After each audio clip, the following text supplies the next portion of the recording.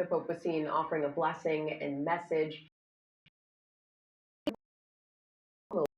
Now he's being remembered across the world as the People's Pope, who brought the church through a time of change, many countries declaring periods of mourning.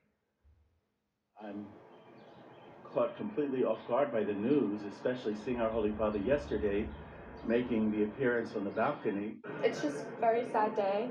Um, it's honestly, I think, impressive that he made it to Easter. I think that's almost like a miracle for Italy. We were grateful to have him, and I think he's in a better place now because he seemed to have been suffering. And as we look now at the response to the Pope's death and honoring his legacy, ABC News' Alex Perchet joins me from Washington, D.C. Alex, President Trump signed an executive order for all federal and state flags to be raised at half-mast.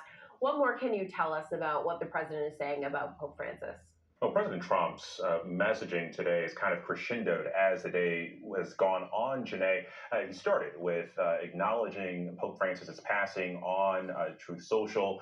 And then this morning, during the Easter egg roll at the White House, he was asked about this. He made brief remarks. He called the Pope a very good man. He said, who loved the world, especially loved people who were having a hard time. And that's good with me, is what Trump said. He was asked at that same Easter egg roll if he would attend the Pope's funeral. And he said that he'd have to check the logistics. He would have to check the timing. And then around 4 p.m. this afternoon, we learned that President Trump and First Lady Melania will actually, in fact, attend the Pope's funeral. But they've had a complicated relationship over the years. They've clashed many times, as early as 2016, specifically over the president's border policy and wanting to build a wall. But also, I would note that President Trump and Melania, First Lady Melania, visited the Vatican back in 2017. So there is a lot of nuance there. Yeah, we know it was late this afternoon getting word from the president that he and the First Lady would be attending the Pope's funeral in Rome. Alex, what else can you tell us about how Washington overall is responding to the Pope's death?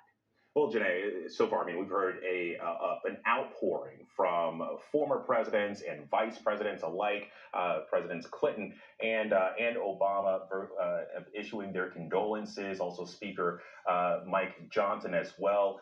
But you can't talk about the Pope without mentioning former President Biden, who was only the second Catholic president in our nation's history, a devout Catholic who often attended Mass on Sunday. He said that Pope Francis will be remembered as one of the most consequential leaders of our time. He said that he is better for knowing him. And Janae, something else that I would note is that Biden actually gave Pope Francis the Presidential Medal of Freedom, which is the highest honor a president can bestow on a civilian.